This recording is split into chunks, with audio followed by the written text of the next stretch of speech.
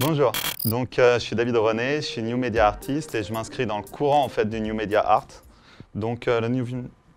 Ok, voilà. Ok. Donc le New Media Art, c'est cette définition un peu compliquée où en fait on peut mettre un peu tout. Donc digital art, computer graphics, computer animation, etc.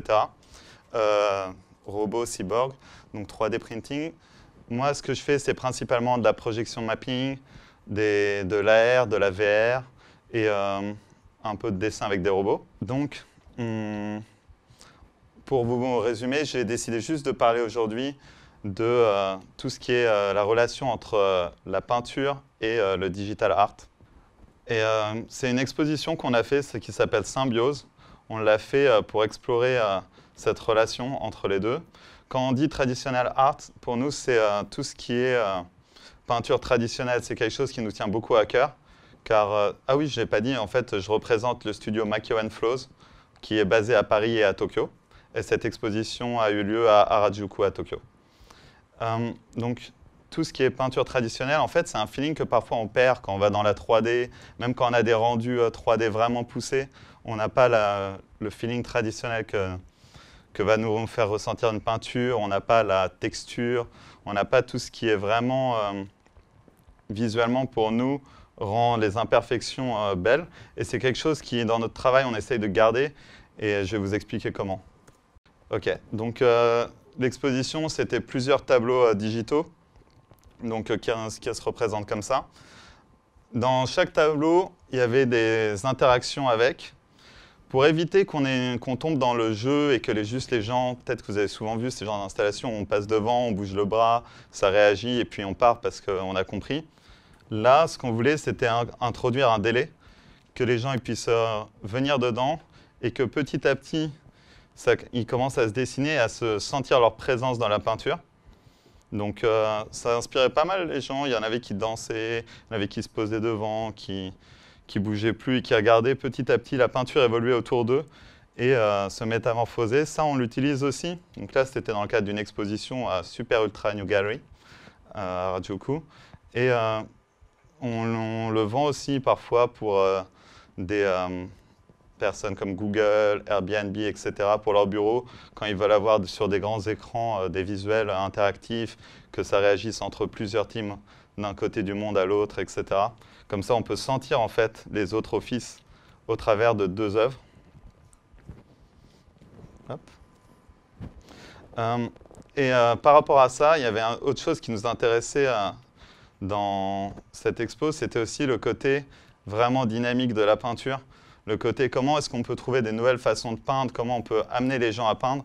Parce qu'il y a beaucoup de gens qui peignent quand ils sont enfants et qui ensuite arrêtent, ils sont timides par rapport à ça, ils n'osent pas peindre.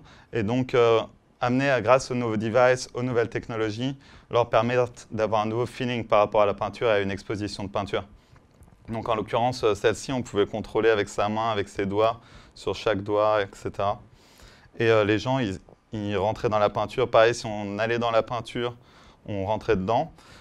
Autre chose, c'est que toutes les encres qui avaient été utilisées, c'était des scans de peinture traditionnelle. Pareil, au niveau des couleurs, on se base toujours nos couleurs sur des photos ou des vidéos qu'on a prises de lieux particuliers qu'on aime beaucoup. Par exemple, je dirais la Seine, Tokyo à Shibuya, Séoul, Jeju, etc.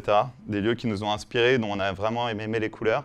Ça permet de ramener un côté naturel aux couleurs que si on les choisissait nous-mêmes ou via seulement un écran, on ne pourrait pas avoir la même densité et la même colorimétrie.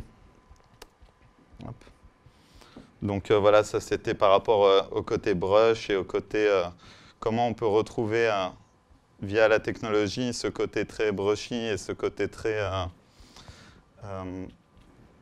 textural de la peinture, je dirais. Et on fait aussi pas mal de dessins, de peintures pour illustrer. Tous celles-ci sont basées sur des photos. Et à partir des photos, on utilise différents algorithmes pseudo-random, c'est-à-dire que c'est des randoms qu'on peut contrôler et qui se basent eux-mêmes sur d'autres photos. Et ça nous permet de créer des infinités de peintures à la chaîne.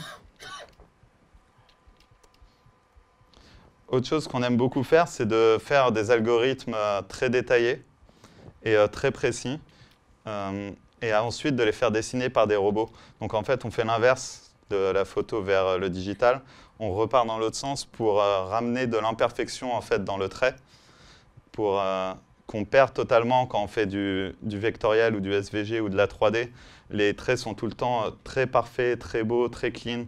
Et en fait, nous, on aime cette imperfection qu'on peut ressentir au travers du papier, au travers du stylo, etc. Donc on expérimente beaucoup avec ceci.